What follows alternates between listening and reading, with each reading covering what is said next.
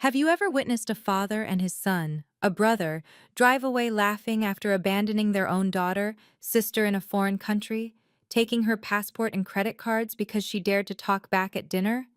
That's not a scene from a movie. That's what happened to me in a small Italian town in June 2024. They thought it was a joke, a lesson to teach the failure daughter some humility.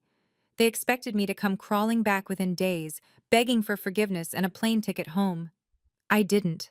Instead, I made a single phone call that changed everything. 1 month later, my father tracked me down in Greece, desperate to reconnect. Not out of love, but because he suddenly needed something from me. And when he found me, I was no longer the woman he left behind. I was someone he didn't recognize, someone he couldn't control. Someone who had built a life so far beyond his understanding that when the truth came out in front of 800 people at an international summit in Vienna, he could only sit there in shock. My name is Fiona Hudson. I'm 29 years old, and this is the story of how being abandoned became the best thing that ever happened to me and the worst decision my family ever made. If you're watching this, please subscribe and let me know where you are watching from. To understand how I ended up stranded in Italy, you need to understand my family. I graduated from Stanford in 2019 with an MBA, the same degree my father, Marcus Hudson, earned from University of Oregon back in 1988. He built Hudson Properties Group from the ground up, a commercial real estate firm in Portland that now pulls in $12 million a year. 4 office buildings, all Class A. He's on the Portland Chamber of Commerce board. He drives a Tesla Model S and wears suits that cost more than my monthly rent used to cost. My half-brother Garrett, same father, different mother, is 34 and serves as VP of Development at the family company. He has an MBA from University of Washington, a Porsche Cayenne, and a penthouse in the Pearl District. Every family dinner, he'd talk about closing deals, about $3.2 million acquisitions, about his latest investment property. And then there was me. I chose to go back to Portland after Stanford and teach English at Lincoln High School. $52,000 a year. I loved it. Loved my students. Loved seeing them grow. Loved the moment when a concept finally clicked. But to my father and brother, I was wasting a $200,000 degree on a $50,000 job. Every Tuesday night, we had family dinner at my father's house in the West Hills. Garrett would spend 20 minutes talking about his latest deal. My father would beam, ask follow-up questions, pour expensive wine. Then he'd turn to me. "Any promotions, Fiona?" "I was nominated for Teacher of the Year," I said once, back in March. "That's nice, honey." He smiled, then immediately turned back to Garrett. "So tell me more about the Vancouver property." But the moment that really showed me where I stood happened at a business mixer my father hosted in April. He introduced Garrett to a potential investor. "This is my son Garrett, VP of Development, closing deals left and right." Then he gestured to me. "And this is my daughter Fiona, she's a teacher." The way he said it, apologetic, almost embarrassed, told me everything. I had another offer back in March, a big one, but I turned it down because my father said family comes first. I was starting to realize he only meant his kind of family. The final straw before Italy came in May. My father threw a party to celebrate Garrett's promotion to VP, 40 guests, catered by some downtown restaurant I'd never heard of, champagne flowing like water. I wore my best dress, the navy one I'd bought for job interviews back in 2019. Garrett wore Tom Ford. When it came time for toasts, my father stood up with a glass of champagne and spoke for 5 minutes about Garrett's accomplishments, his vision, his leadership. He detailed every deal, every success, every reason why Garrett was the future of Hudson Properties. Then he gestured to me. "And of course, my daughter Fiona is here too. She teaches high school." That was it. One sentence. A woman I didn't know approached me later near the appetizer table. "So what do you do?" Before I could answer, my father appeared beside me. "She's still figuring things out." I was 29 years old. I'd been teaching for 7 years. I had a master's degree in education on top of my MBA, but to him, I was still figuring things out. Garrett made it worse. He clinked his glass and announced to a group of guests, "We tried to get Fiona into the family business, but she wanted to make a difference." He used air quotes. People laughed politely. I went home early that night. 2 weeks later, my father announced we were taking a family trip to Italy in June. "Bonding time," he said. "Maybe Fiona will finally see what success looks like." I almost said no. But part of me, the part that still wanted his approval, thought maybe this trip would be different. Maybe away from work and Portland and all the pressure, we could just be a family. I was wrong. Around that same time, I received an email from Dr. Elena Moretti, someone I'd met at an education conference in 2022. The subject line read, "Follow up on March offer." I marked it unread. I'd deal with it after Italy. We arrived in Montepulciano, Tuscany on June 18th. My father had rented a villa for $8,000 a week, stone walls, vineyard views, a pool that overlooked rolling hills. It should have been beautiful. Instead, it became a week of humiliation. Garrett rented a Ferrari for the week and spent the first 2 days taking photos of it for Instagram. "Living the dream," he captioned one post, then turned to me. "Want me to Photoshop you into a Prius?" My father laughed. On the 19th, we drove to a restaurant called La Grata for dinner. My father had invited 6 relatives from Florence, distant cousins I'd met maybe twice in my life. The kind of dinner where everyone's trying to impress everyone else. Halfway through the meal, my father launched into what he called Fiona's funny story. "So my daughter here," he said, loud enough for the entire table to hear, "turned down a real job after Stanford to teach grammar to teenagers. Can you imagine?" The relatives laughed politely. One of them, a woman named Sophia, tried to be kind. "Do you enjoy teaching, Fiona?" Before I could answer, Garrett cut in. "She enjoys summer vacations." More laughter. I set down my fork and knife, the clink against the plate louder than I intended. I looked directly at my father. "Can I talk to you outside?" He smiled, that indulgent smile adults give children when they're being dramatic. "Here we go." The lecture. But I stood up anyway. "Outside, now." He sighed, dabbed his mouth with his napkin, and followed me out to the terrace. Behind me, I heard Garrett mutter, "She's so sensitive." The terrace overlooked the valley, the sun setting behind distant hills. It should have been peaceful. Instead, I was about to have the conversation that would change everything. "Dad, I need you to stop making jokes about my career in front of people." He leaned against the stone railing, his expression patient, too patient. "Honey, we're just teasing. You're too sensitive." It's not teasing when it's every single dinner for 7 years. The terrace door opened. Garrett stepped out, hands in his pockets. "Oh, come on, Fiona. Grow up. If you can't handle a joke, maybe you should have stayed home." I turned to him. "I'm asking for basic respect." My father's voice went cold. "Respect is earned. When you do something worth respecting, we'll respect it." The words hit like a slap. "I did," I said quietly. "And you never noticed." My father straightened. "Like what?" I could have told him then. About Dr. Moretti.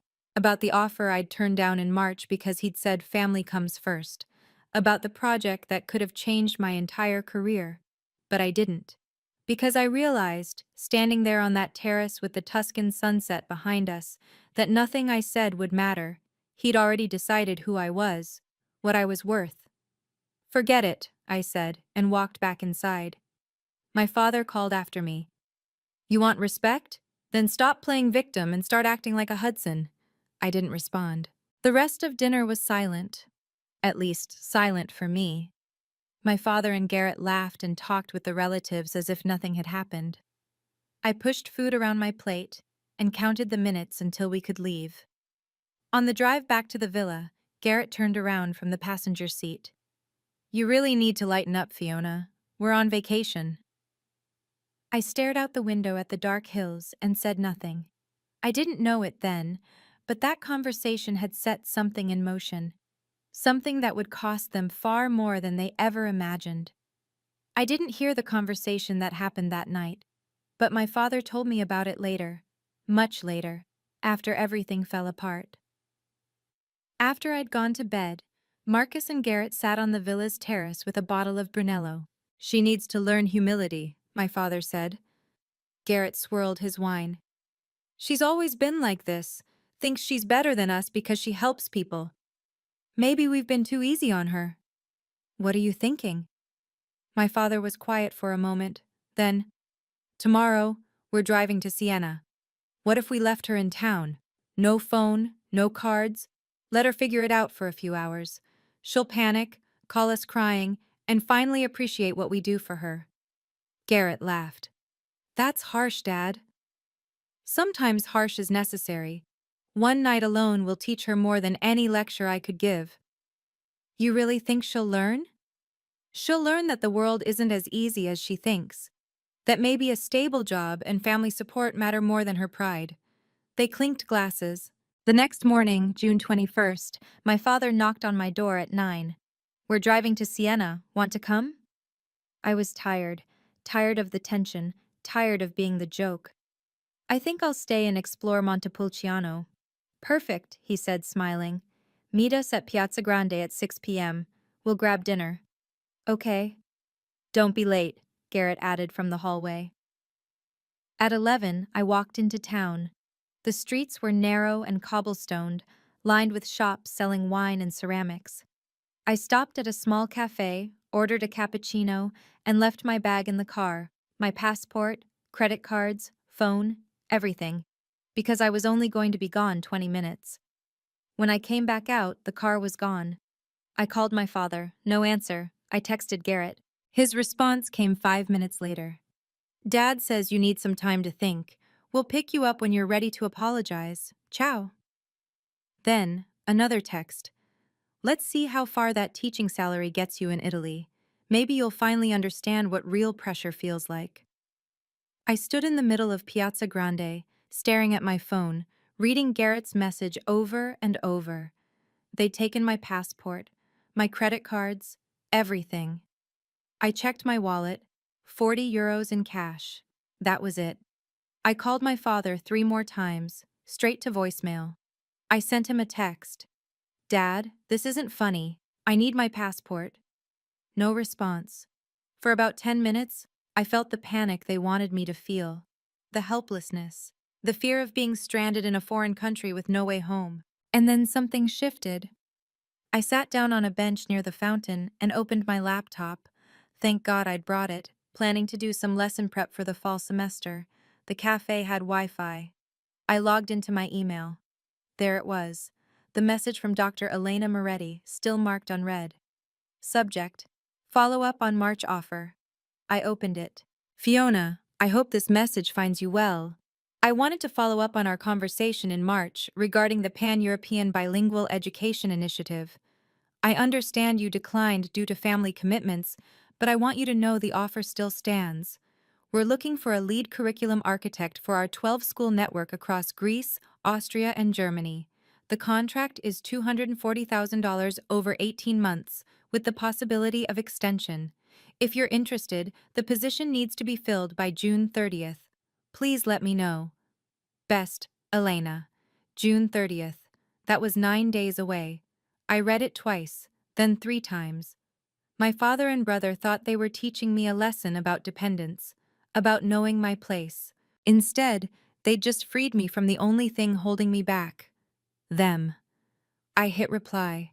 Dr. Moretti, I'm currently in Italy and would love to discuss this opportunity. Can we schedule a call? Best, Fiona, I pressed send. Then I blocked my father's number. Dr. Moretti called me back within 2 hours. Fiona? Her voice was warm, energetic. I'm so glad you reached out. Where are you? Montepulciano. Long story. I'm in Rome for a conference until tomorrow. Can you get to Rome? I'll cover your travel. I hesitated. I don't have my credit cards right now. There was a pause. If she thought that was strange, she didn't say so. No problem. I'll wire €500 to the Western Union in Montepulciano. You can pick it up this afternoon and take the bus tomorrow morning. We need to move quickly if you're interested. I'm interested. Good. Let me tell you about the project. For the next 20 minutes, she explained. The Pan-European Bilingual Education Initiative was a network of 12 private schools, 4 in Greece, 5 in Austria, 3 in Germany. They needed a unified curriculum that integrated English with local languages, designed for students aged 10 to 18. The position was lead curriculum architect, 18-month contract based in Athens with travel to Vienna and Berlin. The contract included intellectual property protections, she said. Clause 7 states that you retain co-ownership of any original frameworks you develop. You'll be credited in all publications. This isn't just a job, Fiona. It's a legacy project. My hands were shaking. When would I start? Ideally, July 1st. We're announcing the initiative at the European International Education Conference in Vienna on August 15th. 800 attendees, education ministers, school directors, investors. I'd like to introduce you as our lead architect during the keynote. 800 people? It's the biggest education summit in Europe, held at Hofburg Palace. If you're going to launch a career in international education, this is the stage to do it. I thought about my father, about Garrett, about 7 years of being told I wasn't good enough. I'll be there, I said. Excellent. I'll email the contract tonight. Review Clause 7 carefully. It's important. If you can sign by June 25th, we'll have time to prepare everything for Vienna. We hung up. I sat on that bench for another hour, watching tourists take photos of the tower, watching the sun move across the plaza. My father still hadn't called back. I didn't care anymore. I picked up the €500 from Western Union at 4 p.m. The next morning, June 22nd, I took a bus to Rome. 3 hours through the Tuscan countryside, my laptop bag on my lap, everything I owned in the world reduced to what I could carry. Dr. Moretti met me at the Rome Marriott at 10 a.m. She was 52, sharp-eyed, with silver hair pulled back in a bun. She hugged me like we were old friends. "You look exhausted," she said. "It's been a long couple of days." "Well, let's make them worth it." She handed me the contract. 18 pages. I read every word. The compensation, $240,000, paid monthly over 18 months. The role, lead curriculum architect, responsible for framework design, teacher training protocols, and assessment metrics. The location, Athens, with a company apartment overlooking the Aegean and a workspace at their office in Syntagma Square. Then I got to Clause 7. The lead curriculum architect retains co-ownership of all original pedagogical frameworks developed during this contract period. The architect will be credited as primary author in all publications, presentations, and promotional materials. This clause is non-negotiable and survives termination of this agreement. "You'll notice we're serious about attribution," Dr. Moretti said. "Too many organizations exploit their consultants. We don't. Your work is your work." I signed electronically. "Welcome to the team," she said. Now, about Vienna. The EIEC Summit is August 15th, 9 a.m. keynote at Hofburg Palace. I'll introduce you, and we'll project your contract on screen during my remarks. Clause 7, your name, your role. Transparency is part of our brand. You're going to show my contract publicly? Just the key terms. We want attendees to see that we value our people. Is that all right? I thought about my father's face when he found out. "That's perfect," I said. Before I left Montepulciano, I sent my father one final text. "I'm safe. I'm in Rome. I'm not coming back to Portland. Don't look for me." Then I blocked his number. His last message, delivered seconds before the block took effect. "You're being dramatic. Call me when you grow up." I know some of you watching have been in a similar place, stuck between family expectations and your own dreams. If this story resonates, Please hit the like button and leave a comment telling me, have you ever had to choose yourself over family approval? What happened? I read every comment, and your stories inspire me to keep sharing mine. Now, let me tell you what happened next in Athens. I arrived in Athens on June 25th.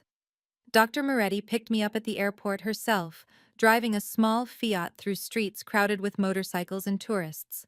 She took me directly to my apartment, a two-bedroom place in Glyfada, 10 minutes from the beach, with a balcony overlooking the Aegean Sea. The furniture was simple but new. There were fresh flowers on the kitchen counter. It's beautiful, I said. You'll be working hard. You should have a place that feels like home.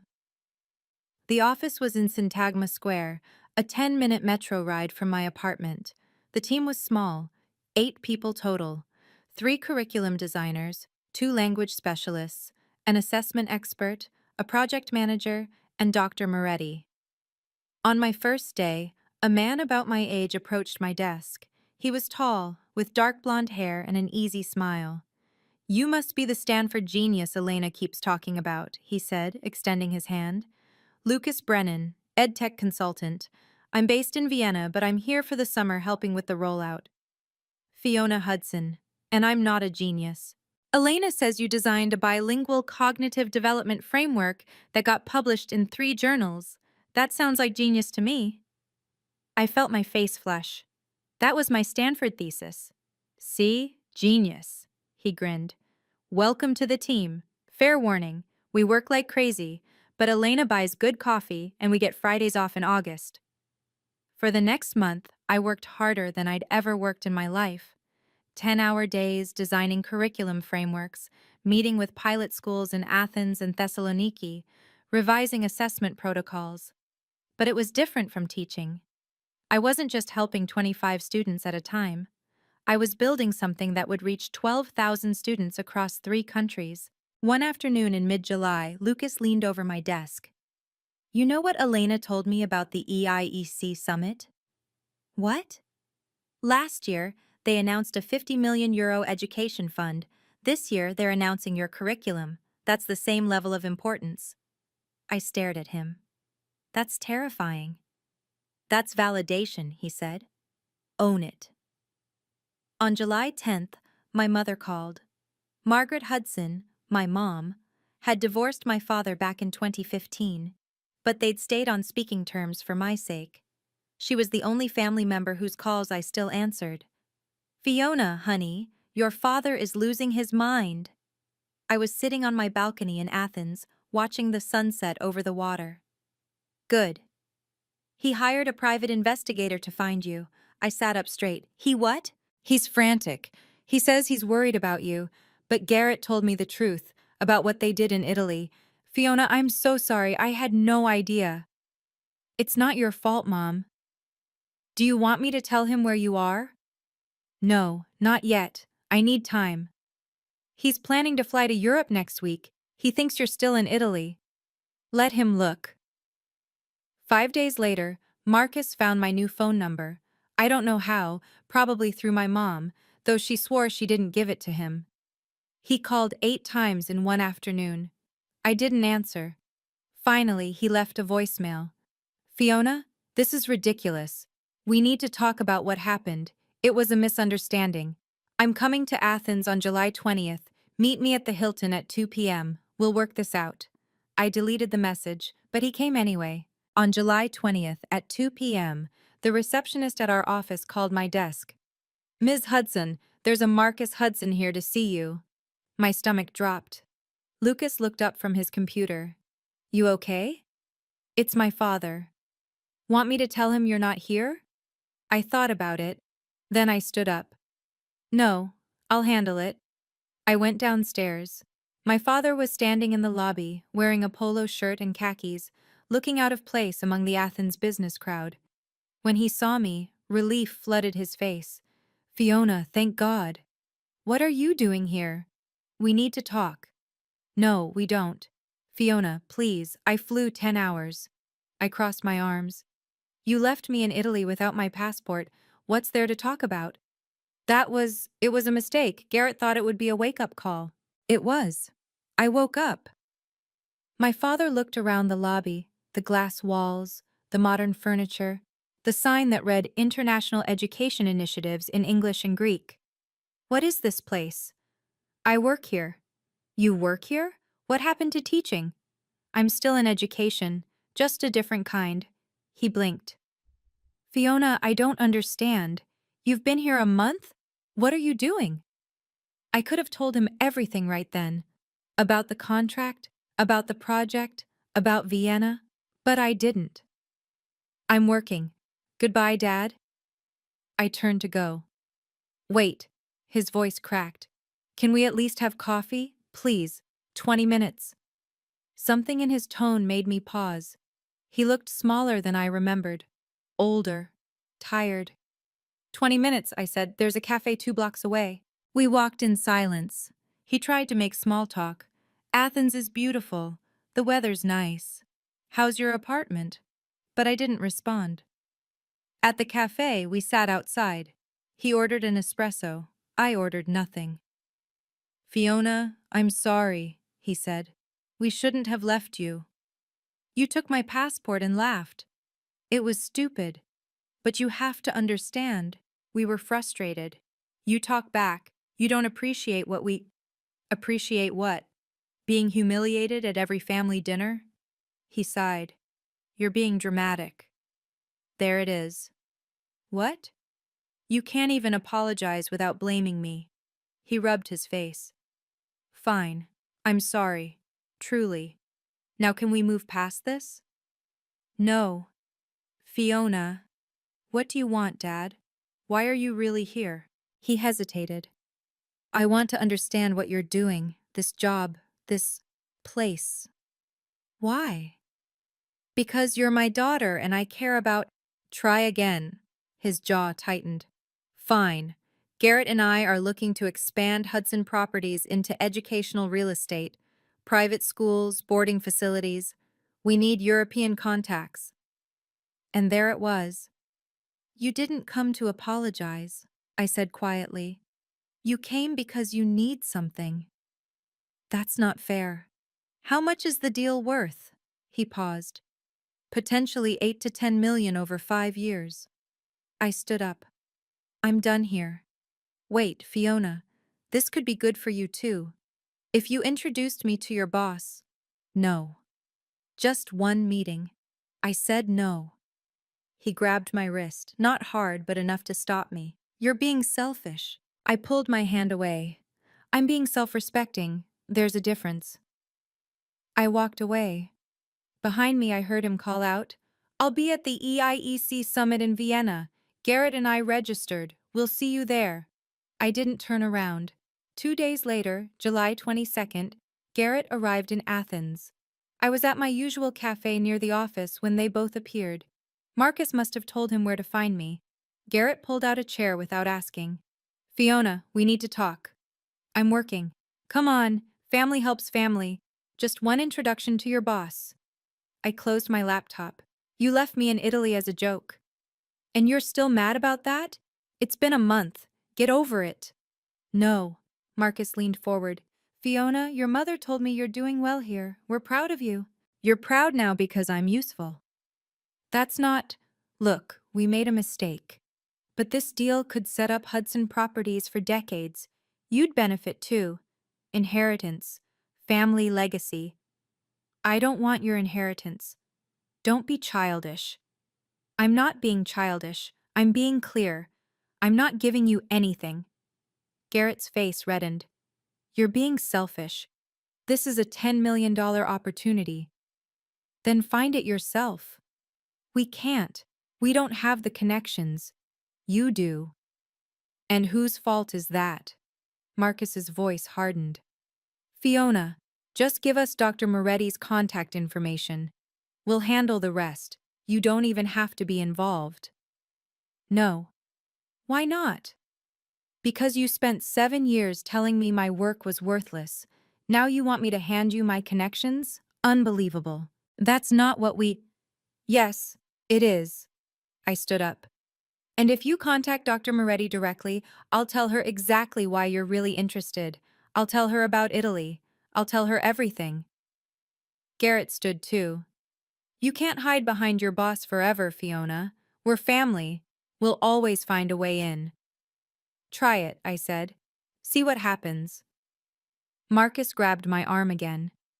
We'll be at the Vienna summit. We're registered as guests. We'll introduce ourselves to everyone there. You can't stop us. I pulled away. Watch me. I left them at the cafe. When I got back to the office, I forwarded their threats to Dr. Moretti with a simple note. FYI, my father and brother may try to approach you in Vienna. They're looking for business connections, not education. Thought you should know. She replied within minutes. Noted, I'll handle it. Focus on your presentation. The pressure didn't stop. Over the next week, Marcus and Garrett stayed in Athens. They'd somehow found out which cafe I went to in the mornings, which route I took to work. They were waiting for me everywhere. On July 25th, Garrett cornered me outside my apartment building.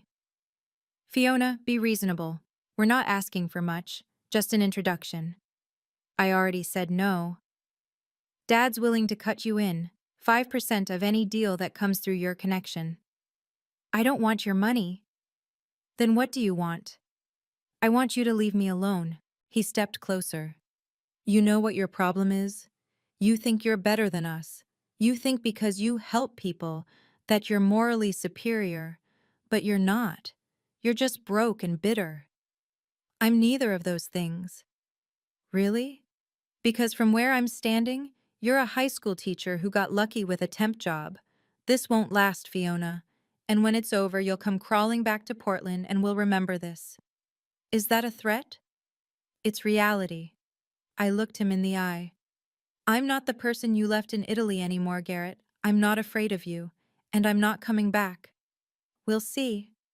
That evening, Marcus sent me an email. The subject line, final offer. Fiona, I understand you're angry, but anger is a luxury we can't afford. The Vienna summit is in 3 weeks. Garrett and I will be there. We're going to network with or without your help, but it would be easier and better for everyone if you cooperated. Think about it. This is family.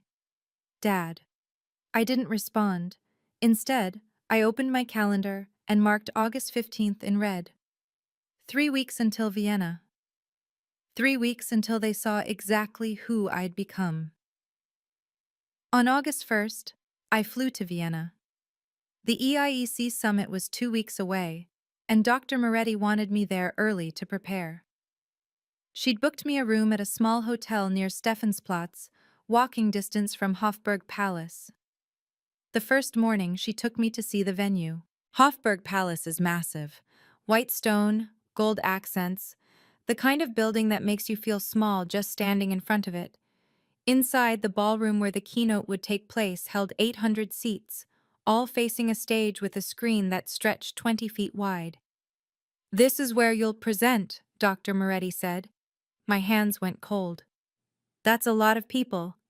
It is, but Fiona, they're here to see innovation, and that's what you've built. What if I mess up? You won't. We'll practice every day until the 15th. She handed me the speaker brief, a 12-page document outlining the keynote schedule. My segment was 15 minutes, 10 minutes for Dr. Moretti's introduction, 5 minutes for my remarks, 10 minutes for Q&A. During my introduction, I'll project your contract on screen, she said. Clause 7, your name, your role. It's part of our transparency initiative. Attendees want to see that we value our people. My father and brother registered as guests, I said quietly. She looked at me. I know. I saw their names on the list. They're going to try to network, to use my connection to you. Let them try. Her voice was steel. Fiona, this is your moment, not theirs. Don't let 2 people make you forget that 800 others are there to see you succeed. That night, I couldn't sleep. I kept imagining my father's face in the audience, kept imagining him standing up during Q&A, saying something that would undermine everything. On August 10th, I received an email from Marcus. Fiona, Garrett, and I arrive in Vienna on August 14th. Let's have dinner before your presentation. We can clear the air. Dad. I stared at the email for a long time, Then I forwarded it to Dr. Moretti with a note. FYI, they may approach you at the summit. Her response, I'll handle it. You focus on your presentation. I didn't reply to my father. The night before the summit, there was a welcome reception at Hofburg Palace. 300 guests, champagne, hors d'oeuvres, networking. I wore a black dress I'd bought in Athens, simple but professional. I stood near the edge of the room, nursing a glass of sparkling water, watching education ministers and school directors talk in clusters. Then I saw them. Marcus and Garrett, both in expensive suits, walking through the crowd like they owned the place. My father wore his Chamber of Commerce smile. Garrett had his phone out, taking photos. They saw me at the same time I saw them. Marcus's face lit up.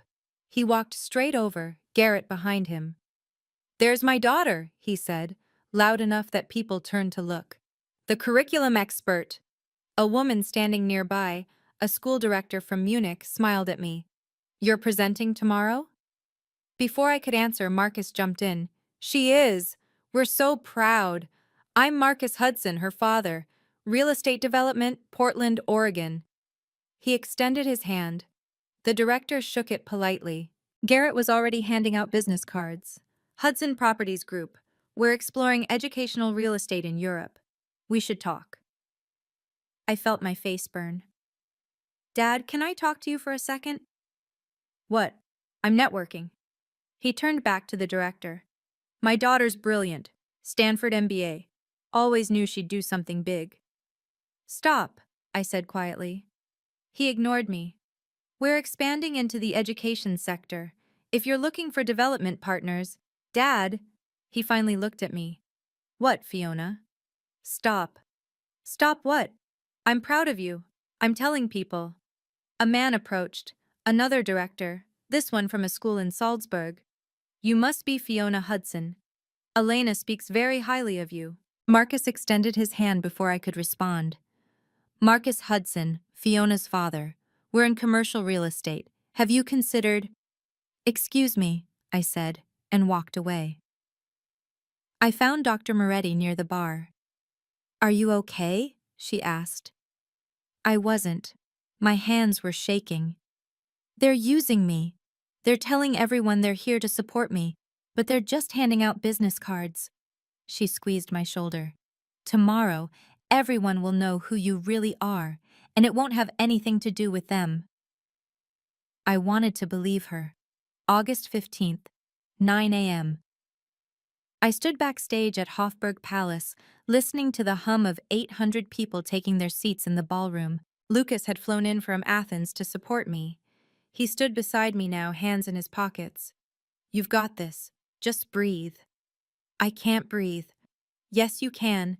In through your nose, out through your mouth, like we practiced." I tried.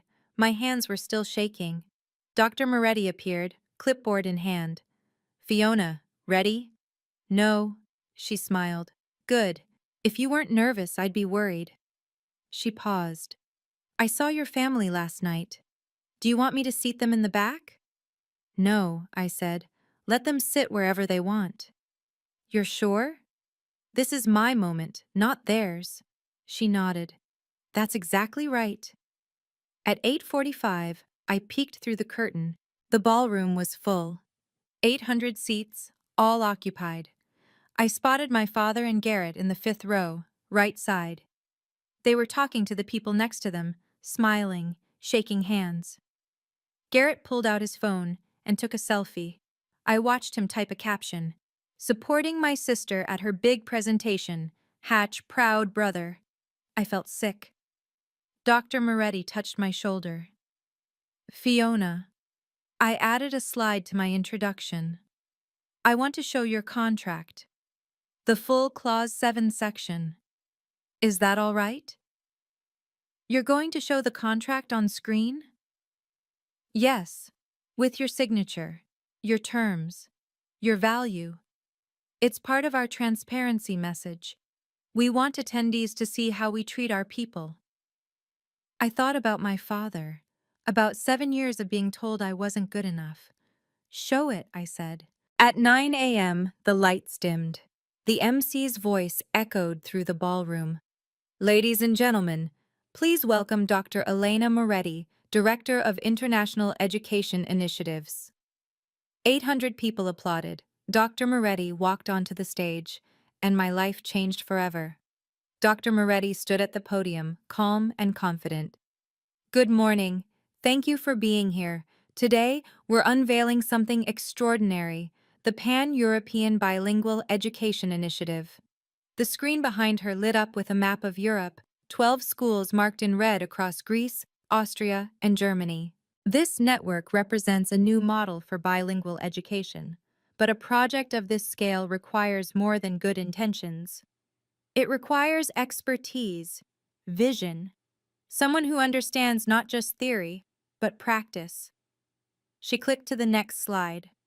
My face appeared on the screen, a professional photo I'd taken in Athens. Below it, Lead Curriculum Architect, Fiona Hudson. After a global search, Dr. Moretti continued, we found her.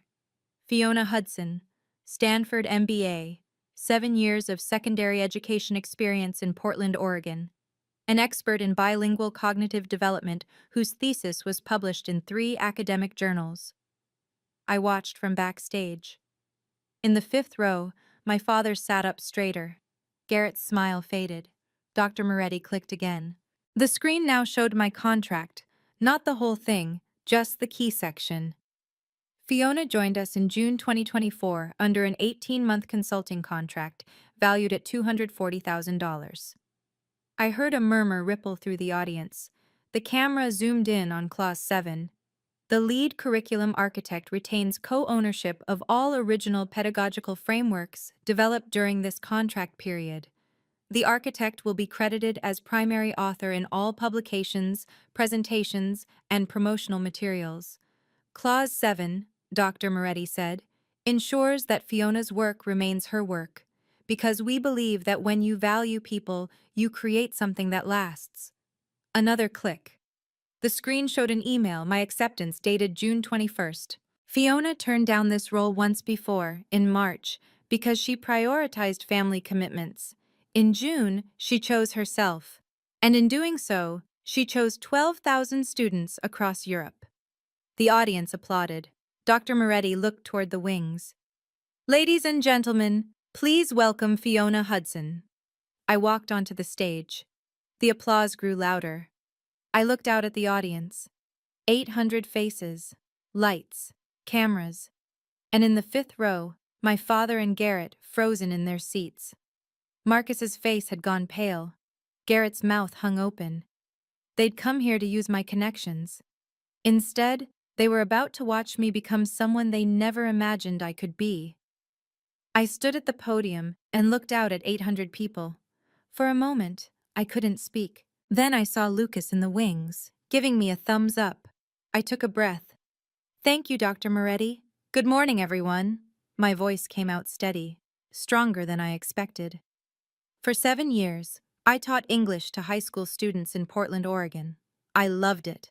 I loved watching a struggling reader finally understand a complex text. I loved the moment when a student who'd been silent all semester raised their hand for the first time. I clicked to my first slide, a photo of my old classroom. But I also knew that the skills I'd developed, curriculum design, assessment, differentiated instruction, could scale beyond one classroom. That's what brought me here. I walked them through the framework. 3 language pairs: English-Greek, English-German, English-Italian, adaptive learning pathways, cognitive development metrics, teacher training protocols. I spoke for 15 minutes. The audience was silent, attentive. When I opened the floor for questions, a school director from Vienna stood.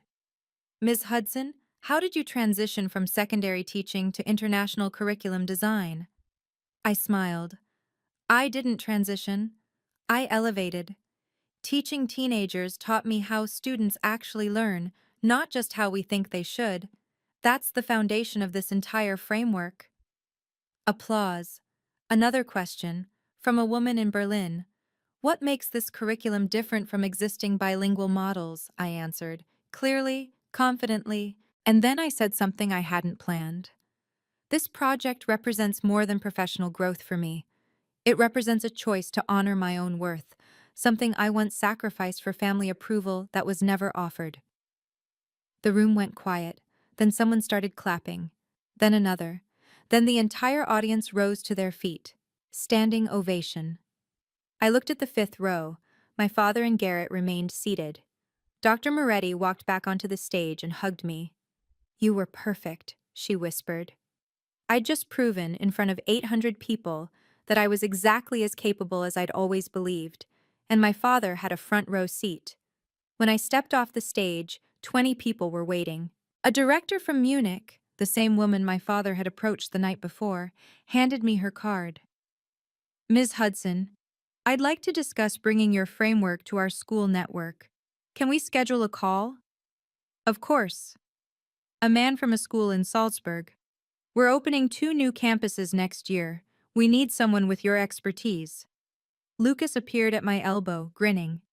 "Fiona, 3 schools want consultation calls. I'm keeping a list." I was shaking, but this time from adrenaline, not fear. An investor from London approached. "Ms. Hudson, are you available for advisory roles beyond this project?" "Potentially. Send me an email." I gave out my card 12 times in 15 minutes. Then I saw them. Marcus and Garrett stood at the edge of the lobby watching. They didn't approach. The Munich director noticed them. "Isn't that your father? The man from last night?" "Yes." "He said he's in real estate development. Is he involved in education?" "No." She frowned. "That's odd. He made it sound like he was part of your project." I didn't respond. Garrett sent me a text. "We need to talk." I didn't read it. Dr. Moretti found me near the coffee station. "Fiona, 2 people just asked if your father is the Marcus Hudson from Portland Real Estate." I said I didn't know. Should I? "No," I said. "Let them wonder." She studied my face. "Are you okay?" "I'm better than okay." An hour later, Marcus and Garrett found me in the hallway outside the ballroom. "Fiona." My father's voice was tight. "We need to talk." "I'm busy. Please, just 5 minutes." I looked at him. Really looked at him. He looked smaller now, uncertain. "Fine," I said. 5 minutes. We walked to a quiet corner near the palace courtyard, and for the first time in my life, I had the power. We stood in the courtyard, tourists walking past us, the August sun bright overhead. "Why didn't you tell us about this job?" my father asked. "I did. In March. You said it was a waste of time." Garrett stepped forward. "We didn't know it was this big." "You didn't ask.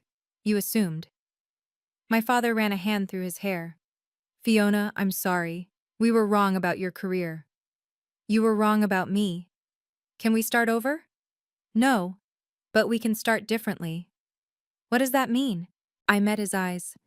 "It means I'll see you at family events if Mom is there.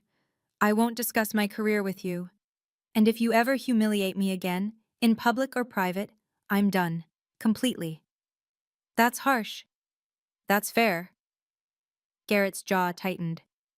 "What about the school deal? Can you at least introduce us to—" "No."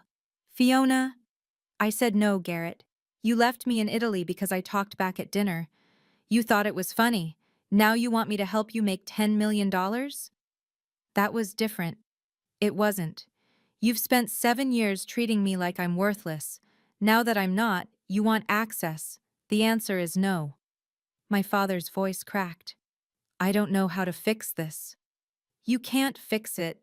Not right now, maybe not ever, but you can start by respecting my boundaries. I flew across the world for you." "No, Dad. You flew across the world for a business opportunity. Don't confuse the two." I turned to walk away. "Fiona, wait." I stopped. "I'm proud of you," he said quietly. "I should have said that 7 years ago.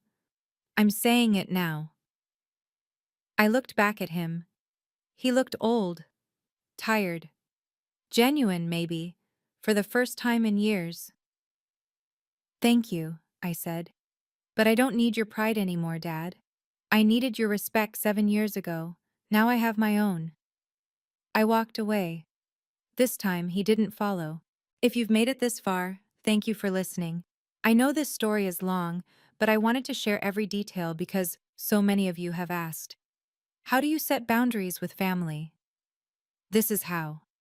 It's not easy, and it's not always clean, but it's necessary. If this resonates, please subscribe and share this video with someone who needs to hear it.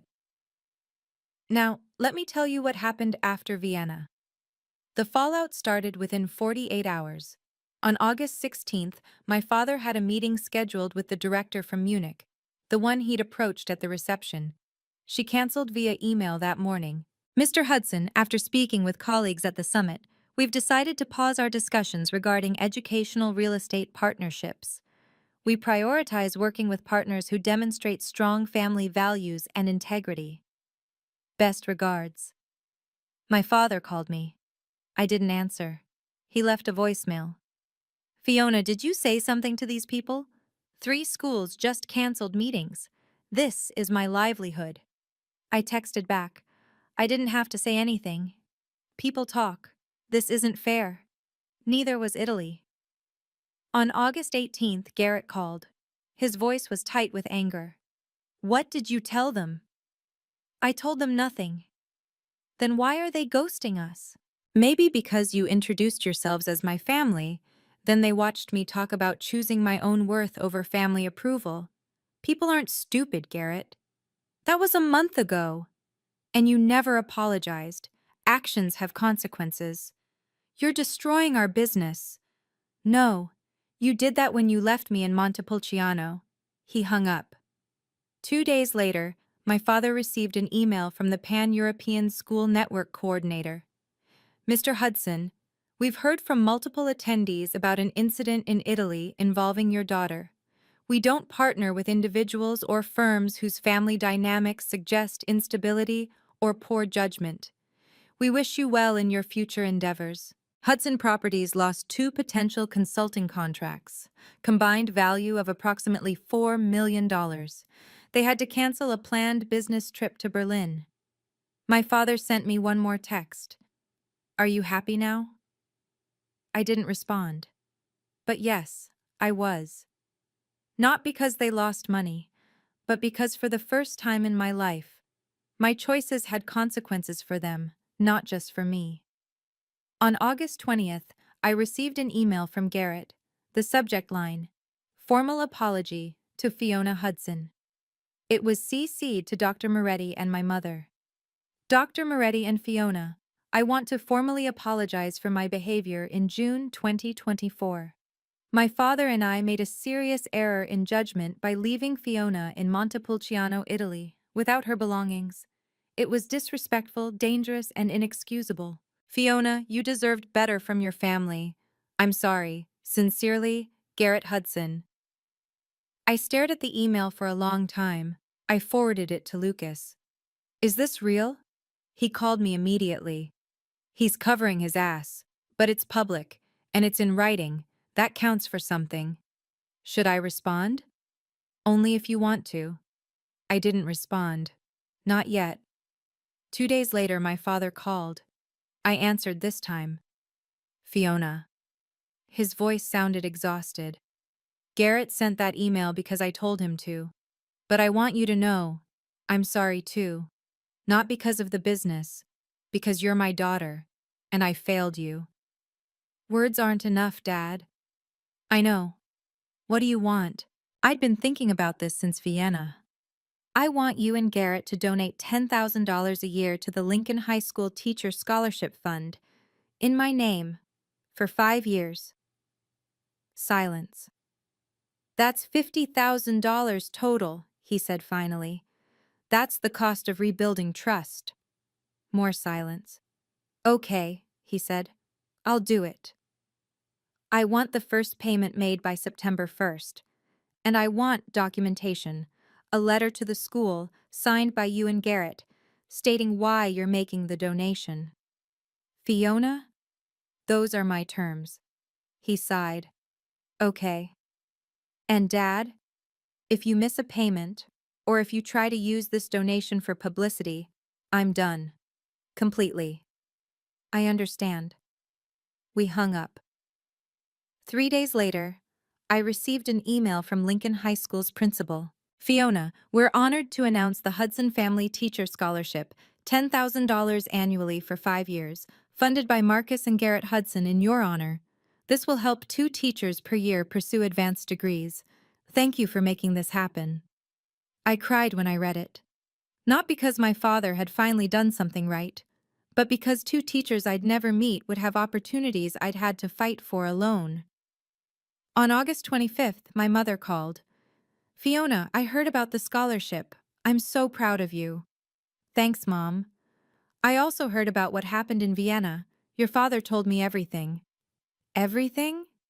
He told me they ambushed you at the summit, that they tried to use your connections.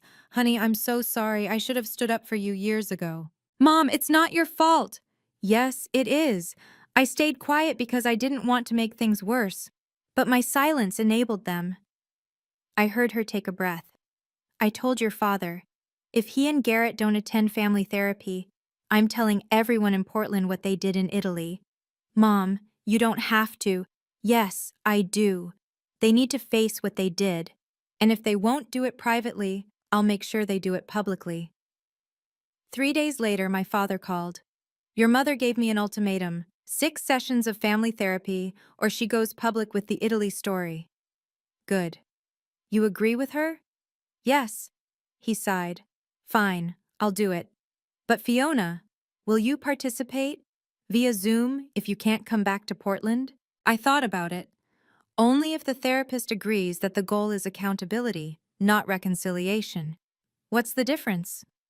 Reconciliation assumes we're going back to how things were. We're not. Accountability means you understand why I left. Okay, he said quietly. I'll find a therapist. On September 5th, I joined the first session via Zoom from my apartment in Vienna. The therapist, a woman named Dr. Brennan, started with a simple question. Marcus, Garrett, what do you think you did wrong? Garrett spoke first. We left Fiona in Italy without her belongings. It was a mistake. It wasn't a mistake, I said. It was a choice. You chose to humiliate me. My father looked at the camera. His eyes were red. You're right, he said, and I'm sorry. For the first time in 7 years, I believed him. My mother didn't wait for therapy to finish. On September 10th, she attended a parent meeting at Lincoln High School, a gathering for families whose children had graduated in the past decade. About 30 people. During the open discussion, someone asked, "What's the best lesson you learned from parenting?" My mother stood up. I learned that sometimes the people who need support most are the ones we overlook because they don't fit our definition of success. She told them about me. Not everything. She didn't name my father or Garrett directly, but she told them about a daughter who chose teaching over business, who was mocked by family for years, who was abandoned in a foreign country as punishment for standing up for herself. That daughter, my mother said, is now designing curriculum for 12,000 students across Europe. She's speaking at international summits. She's building a legacy. And she did it without her family's approval because we failed to give it when it mattered. The room was silent. Then a woman raised her hand. Margaret, is that daughter Fiona? Yes. 3 other parents shared similar stories. Children who'd chosen social work over law, art over finance, teaching over medicine. All of them had faced family pressure to do better. One parent posted on Facebook that night, no names, but the message was clear. Reminder: your child's worth isn't measured by their salary. It's measured by the impact they make. The post got 500 shares. My father received 4 calls from friends over the next week. Is this about Fiona? He didn't answer. On September 15th, Marcus lost his seat on the Portland Chamber of Commerce board. He wasn't re-elected. The official reason was scheduling conflicts, but 2 board members told mutual friends the truth. We heard about the family situation. It doesn't reflect the values we want to represent. A former business partner sent him an email. Marcus, I always thought you were tough but fair. Now I'm not sure about the fair part. My father forwarded it to me without comment. I didn't respond. The consequences were spreading beyond just business deals. They were reshaping his reputation. On September 20th, I did something I'd been thinking about since Vienna. I started a blog. The URL, choosingyourself.substack.com. The tagline, A Teacher's Journey from Portland to Europe and Why Being Left Behind Saved Me. My first post was titled, The Day I Was Abandoned in Italy and Why It Was the Best Thing That Ever Happened to Me. I didn't name my father or Garrett. I didn't need to. I told the story, the years of being dismissed, the dinner in Tuscany, waking up to find my passport and credit cards gone, the text message with the laughing emoji. Then I told them about the phone call to Dr. Moretti, about Athens, about Vienna, about standing on a stage in front of 800 people and proving that my worth had never been up for debate. I ended with this. They wanted to teach me a lesson about dependence. Instead, they taught me that I was never really with them. I was always on the periphery, waiting for approval that would never come. Being left behind didn't break me. It freed me. I hit publish at midnight Vienna time. Within 48 hours, the post had 5,000 reads. The comments flooded in. I turned down a PhD program because my parents said teaching was enough. Reading this made me reapply. Thank you. My father hasn't spoken to me in 2 years because I'm a social worker instead of a lawyer. This gave me the courage to stop apologizing. I needed this today. Thank you for sharing. Over the next month, I wrote 4 more posts. Setting boundaries without guilt, when family becomes toxic, the economics of low-status work, and how I negotiated a $240,000 contract. By December, the blog had 50,000 followers. I was invited to speak at 2 teacher conferences, one in Boston, one in Seattle. My father read every post. He sent me a text in October. I read your blog. I understand now. I didn't respond immediately, but I saved the message. On October 1st, Dr. Moretti called me into her office in Athens. Fiona, we need to talk about your contract. My stomach dropped. Is something wrong? The opposite, she smiled. We want to extend 2 more years. Senior curriculum director, $320,000. You'd oversee expansion into Poland and the Czech Republic. 5 more schools. I stared at her. 2 years? You've exceeded every expectation. The schools love your framework. The teachers love your training protocols. We'd be foolish to let you go. Can I think about it? Of course, but Fiona, you belong here. You know that, right? That night I called my mother. Mom, they offered me 2 more years in Vienna. That's wonderful, honey. Are you going to take it? I think so, but I feel guilty. About what? Leaving you. Leaving Portland. Leaving everything. My mother was quiet for a moment. Fiona, you already left. You left the moment you got on that bus in Montepulciano. This is just making it official. But what about you? I'll visit. I'll come for Christmas. And honey, you're not leaving me. You're choosing yourself. There's a difference. On October 5th, I signed the contract. Dr. Moretti shook my hand. Welcome to the next chapter. I moved into a larger apartment in Vienna, 2 bedrooms, a balcony overlooking the Danube, space for a real office. I bought furniture. I hung art on the walls. I made it mine. By the end of October, I had $80,000 in savings. I bought a plane ticket for my mother to visit in December. Lucas stopped by my apartment one evening with wine. You know, he said, when you first got to Athens, you looked like you were running away from something. Now you look like you're running toward something. I am, I said. Toward what? Myself. On October 15th, I received an email from Lincoln High School. Dear Fiona, we're honored to announce the Hudson Family Teacher Scholarship, $10,000 annually for 5 years, funded by Marcus and Garrett Hudson in your honor.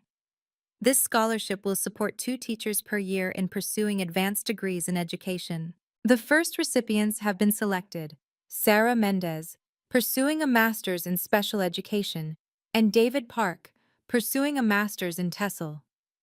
Both teachers cited financial barriers as the primary obstacle to continuing their education. Your family's generosity has removed that barrier. Thank you for making this possible. Sincerely, Principal Rebecca Walters. The email was CC'd to my father, Garrett, my mother, and the school board. I read it 3 times. Then I cried. Not because my father had finally done something right, but because 2 teachers I'd never met, Sarah and David, would have opportunities I'd had to fight for alone. My father sent me a private message an hour later. First payment sent. I hope this is a start. I responded, it is. 3 weeks later, I received an email from Sarah Mendez, one of the scholarship recipients. Ms. Hudson, I don't know if you remember me. I student taught in your classroom in 2019. You told me I had a gift for working with students with learning disabilities, and you encouraged me to pursue a master's degree. I almost quit teaching last year because I couldn't afford to go back to school. This scholarship gave me hope. Thank you for fighting for us. Sarah. I wrote back immediately. Sarah, I remember you. You were brilliant then, and I'm sure you're brilliant now. Keep going. The students need you. Fiona. I forwarded the email to my father with a single line. This is what your money is doing. He responded, thank you for showing me. For the first time in 7 years, I felt like maybe, just maybe, we were moving towards something that looked like healing. On November 20th, we had our 6th and final therapy session. I joined via Zoom from Vienna. My father and Garrett sat together in Dr. Brennan's office in Portland. My mother sat off to the side, observing. Dr. Brennan started with a simple question. Marcus, Garrett, what have you learned over these 6 sessions? My father spoke first. His voice was steady, but I could see the weight in his eyes. I learned that I measured Fiona by my standards, not hers. I told myself I was pushing her to succeed, but really, I was pushing her to be someone she wasn't. Someone I wanted her to be, and I was wrong. Garrett shifted in his seat. I learned that I saw Fiona as competition, not family. I was afraid that if she came back to the business, she'd threaten my position. That was my insecurity, not her fault. Dr. Brennan turned to the camera. Fiona, what do you need moving forward? I'd been thinking about this for weeks. I need them to respect my choices without commentary. I need them to stop comparing me to Garrett, and I need them to understand that I'm not coming back to Portland. This is my life now. We understand, my father said. Garrett nodded. Can we visit you in Vienna? Someday, I said. But not yet. Dr. Brennan made a note. Fiona, is there anything else? Yes. I looked at the camera, at my father's face on the screen. I forgive you, but forgiveness doesn't mean forgetting. It means I'm not carrying your guilt anymore. That's yours to deal with. My father's eyes filled with tears. Thank you for giving us a chance. I'm not giving you a chance, Dad. I'm giving myself one. You're just part of the process. Dr. Brennan closed her notebook. I think that's a good place to end. We said goodbye. When the call ended, I sat on my balcony and watched the lights of Vienna flicker on across the city. I felt lighter than I had in years. Thanksgiving in Vienna felt strange. November 28th. Most Europeans didn't celebrate, but I wanted to mark the day somehow. I invited Dr. Moretti, Lucas, and 4 colleagues from the Athens office to my apartment for dinner. Lucas brought wine. Dr. Moretti made pasta. A European compromise, she said, laughing. A colleague from Athens brought baklava. I roasted a small turkey, American style, and everyone teased me about it. Only Americans roast an entire bird for 6 people, Lucas said. It's tradition, I said. We ate on my balcony, the November air cool but not cold, the Danube glittering below us. Halfway through dinner, Dr. Moretti raised her glass. Fiona, What are you thankful for this year? I thought about June, about Montepulciano, about standing on a stage in Vienna, about everything that had changed. I'm thankful for the people who saw my value when my family didn't, and I'm thankful I finally saw it myself. Lucas raised his glass. To new families. Everyone clinked glasses. My phone buzzed. A text from my mother. Happy Thanksgiving, honey. Your father and Garrett are here. We're eating in silence. I miss you. I smiled and texted back. I miss you too, Mom. Come visit in December. Another text came in. From my father. Happy Thanksgiving. I'm proud of you. I stared at the message for a long time. Then I set my phone down and turned back to my friends. I didn't respond to my father. Not yet, but I saved the message. Later that night, after everyone had gone home, I stood on my balcony and looked out at the city. The lights, the river, the life I'd built. I thought about the girl who'd been left in Italy 5 months ago. She wouldn't recognize me now, and that was exactly the point. My mother arrived in Vienna on December 15th. I picked her up at the airport, and when she walked through the arrivals gate, she looked smaller than I remembered. Older, but when she saw me, her face lit up. Fiona! We hugged for a long time. I drove her to my apartment. She gasped when she saw the view. Honey, this is beautiful. I know. You did this yourself? I did. She set her suitcase down and turned to me, her eyes wet. I'm so sorry I didn't stand up for you sooner. Mom, you're standing up now. That's what matters. We spent 3 days together. I took her to the office, introduced her to Dr. Moretti and Lucas. We walked through Schönbrunn Palace, drank coffee at cafes near Stephansplatz, visited the Christmas markets. On the second night, Dr. Moretti joined us for dinner. She shook my mother's hand warmly. Margaret, your daughter is extraordinary. We're lucky to have her. My mother's eyes filled with tears. I always knew. I just didn't say it enough. On the third day, we sat on my balcony with tea, watching the sun set over the Danube. My mother reached into her purse and pulled out an envelope. Your father asked me to give you this. I opened it. A handwritten letter. Fiona, I can't undo what I did, but I'm trying to be better. I'm attending therapy on my own now, not just the family sessions. I'm learning that I measured my worth by money and status, and I tried to force you into the same mold. That was wrong. I hope someday you'll let me visit Vienna. I'd like to see the life you've built, not to judge it, just to see it. I'm proud of you. I should have said that 7 years ago. Love, Dad. I folded the letter and set it on the table. What are you going to do? My mother asked. I don't know yet, I said. Someday, but not today. She nodded. That's fair. We sat in silence, watching the city lights flicker on. You know what I learned from you? My mother said quietly. What? It's never too late to choose yourself. New Year's Eve in Vienna was loud and bright. I stood on my balcony at midnight watching fireworks explode over the Danube, listening to the city celebrate. Lucas called. Happy New Year! Any resolutions? Just one, I said. Keep choosing myself. The next morning, January 1st, I opened my laptop and started writing a new blog post. The title, 1 year later, What I Learned from Being Abandoned. I wrote for 3 hours, barely stopping. Being left behind taught me something crucial. I was never really with them. I was always on the periphery, waiting for approval that would never come. My father and brother didn't abandon me in Italy.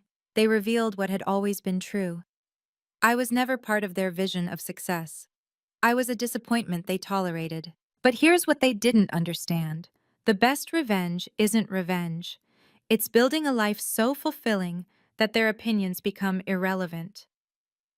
I didn't lose my family in Italy. I found myself. And in finding myself, I found something better. People who valued me for who I am, not who they wanted me to be. A career that challenges me. A city that feels like home. A future I'm excited about. If you're reading this and you're stuck between family approval and your own worth, here's what I learned. Choose yourself. Every time. Without apology. They'll call you selfish. They'll call you ungrateful. They'll tell you you're making a mistake. Let them. Because the only mistake is spending your life trying to earn love that should have been freely given. I hit publish at noon. Within 24 hours, the post had 10,000 reads and 300 comments. One stood out. I'm booking a one-way ticket to the life I actually want. Thank you. I smiled. That night I received an email from TEDx Vienna. Ms. Hudson, we'd love to discuss a potential TEDx talk. Choosing yourself when family doesn't. Are you interested? I stared at the email for a long time. Then I typed, yes. On February 10th, my father sent me an email. Fiona, I know I said someday. Is that day closer?